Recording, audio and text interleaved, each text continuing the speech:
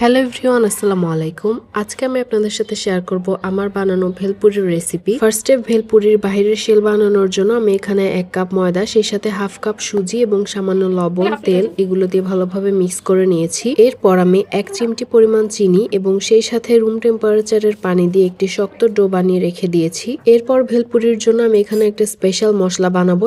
এই জন্য আমি একটি প্যানে শুকনা মরিচ, জিরা, ধনিয়া, দারচিনি, এলাচ, জয়ত্রী, জয়ফল এগুলো ভালোভাবে ভেজে নিব এবং এরপর এগুলোকে আমি গুঁড়া করে রেখে দিয়েছি। এরপর আমি তেঁতুলের টকটা বানানোর জন্য কিছু তেঁতুল ভিজিয়ে রেখেছিলাম। সেখানে স্বাদমতো লবণ, চিনি, বিট লবণ এবং চটপটির মশলা, মরিচের গুঁড়া এগুলো ভালোভাবে মিক্স করে আমি কিছুটা জাল দিয়ে ঘন করে নিব। 1 ঘন্টা পর ডোটা কিছুটা সফট হয়ে গিয়েছে। সেগুলোকে আমি ভালোভাবে রুটির মতো বেলে নিয়ে রাউন্ড শেপ করে কেটে নিয়ে এগুলোকে আমি তেলে ভেজে নিব।